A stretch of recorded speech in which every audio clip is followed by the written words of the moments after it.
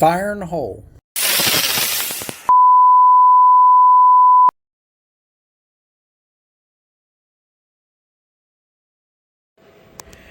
Today's project is this little Sylvania 13-inch television.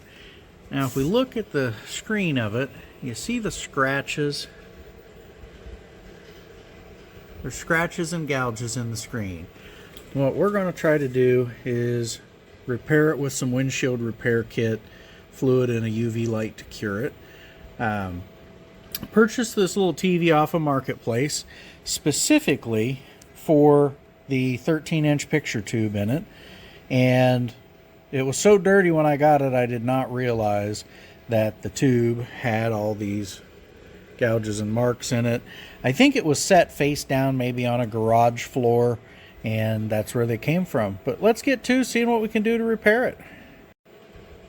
Now that I've cleaned it and set it face up in the light, you can see the marks and the dings in the glass.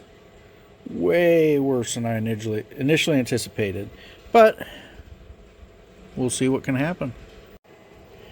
Alright folks, bear with me here. From a standpoint of videoing this, I'm finding it a little difficult to get a glare-free look at the workpiece, and I can't seem to get a tripod angle that'll work, so I'm going to try to hold it with my hands and work accordingly. There we go. And it's all like in reverse image, so I got to kind of work around it a little bit. But what I'm doing is taking the glass repair and just a wooden swab, dip in, get a little bit, touch it on. So I think you get the idea where we're going with this.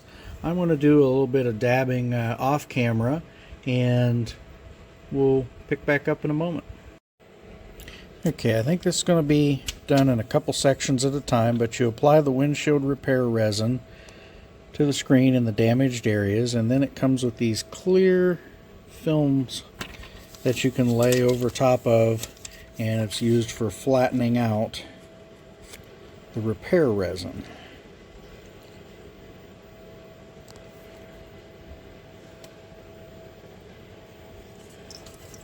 Got one on there. Let's try this one.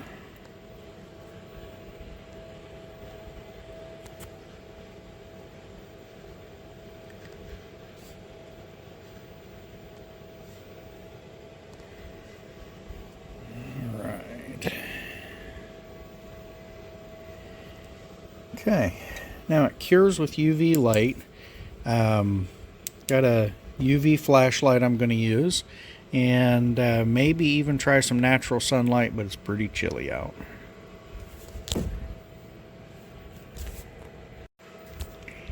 Okay, we've got our films over the resin area and the initial scratches. The bubbles you see under there are not necessarily where the scratches are, so I think I'll be okay.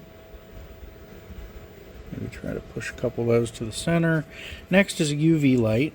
I've got a UV pen light, and I'm not sure how much light or how long it'll take to cure. It doesn't really say in the instructions. But we're going to pass the UV light over it here for several minutes, and we'll pull our sheets off and see what we got. We might even try some natural sunlight. It is a little sunny today, but pretty darn cold out here in central Ohio winter. So at least in the shop we've got some warmth to work with. And we'll see what kind of results we get from this initial pass. Alright, talk about something as boring as watching paint dry is curing the windshield resin. So instead of a single light that I was just passing over, I went and grabbed all 4 lights out of a little pack of UV lights that I got on Amazon. I just turned them on and set them on the top of the tube here. Just kind of move them around periodically on curing little different areas. And I'm about almost 10 minutes in. We're 9 minutes and so many seconds. And I want to curing until I can push on the plastic film and not see any resin squish around anymore. And I'll update you when we're ready to pull the plastic film and scrape the excess with a razor blade. See what we got. Okay, did about 12 minutes of curing. I was pushing on the plastic film and couldn't see resin squishing anymore. Yep, I think we got it cured.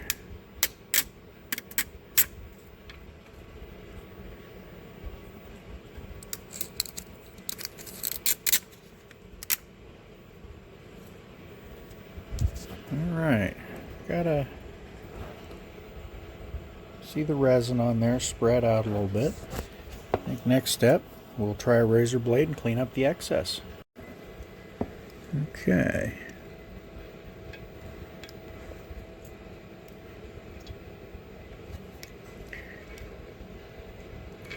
The curve of the tube makes it a little more difficult on the cleanup than, say, a flat windshield. Kind of trying to remember how the scratches or the blemishes went.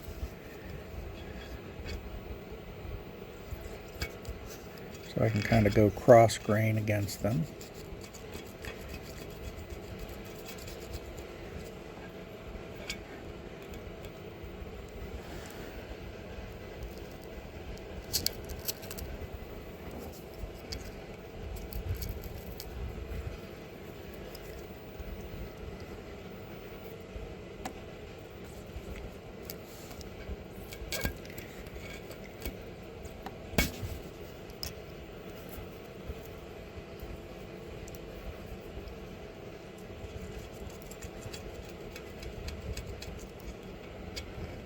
Alright, what I'm seeing so far is the minor scratch stuff didn't seem to fill in real well. But the stuff a little closer to bullseye stars, just like on a windshield, you can see it, but it's not as white and standoutish evident.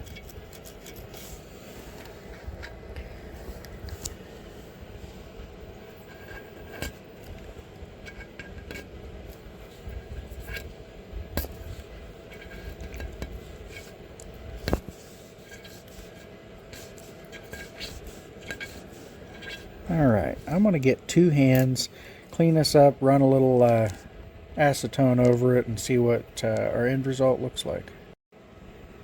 Well, I am going to go with better but not great. I do think I went cross grain on those scratches right there, which kind of dug resin back out of them and made them worse.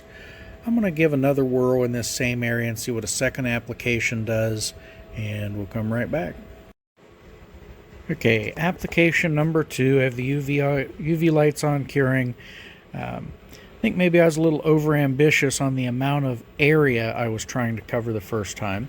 But on round 2 here, we're going to be a little more careful with the razor blade. We've got a little better coverage, a little more resin, and it's a learning process. We'll see how it goes. Hopefully you can learn vicariously through how it's working for me. Okay, third try, and I think I may have found something here. If you see the little blob in the middle, that is where one of the biggest chips was. And by leaving the resin on there and not razor blading it off, it sure disappears a lot better. I've got another one over here if I can find it. It's going to be right here. You can see the little shadow in the light, but here, I'm going to turn the overhead light off. Alright, coming back with my third try, I find that if I leave the resin on and not razor blade it off, they come out a little bit better. Now, one of them, turn this light back on. You can see there where the resin pool was kind of around it. but when you pull back at this angle, it disappears, though the scratches next to it are still there. I've got another one over here that is in the same boat, that it got a lot better by applying but not razor blading. I'm not going all the way that we've got a failure yet, but it is not turning out quite as well as I'd hoped.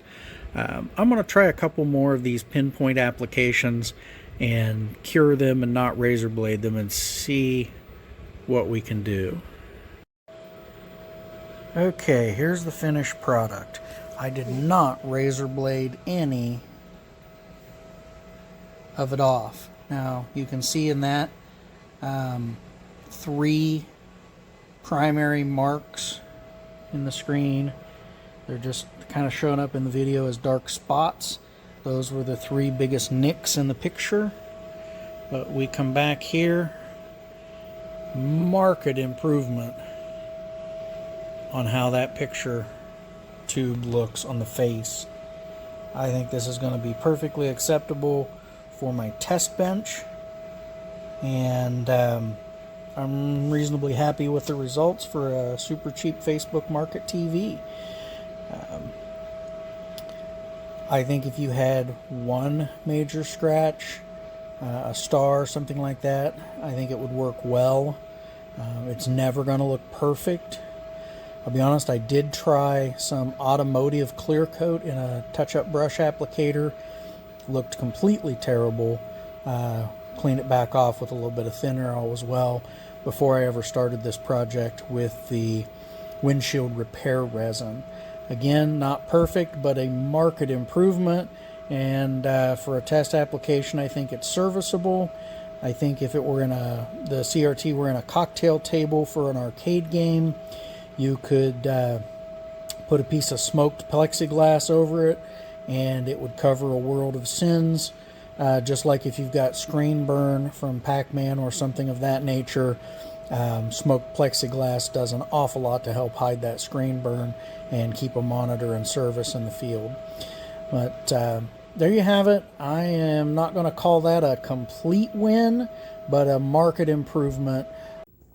Thank you for joining me at Fro-Dog Arcade Repair.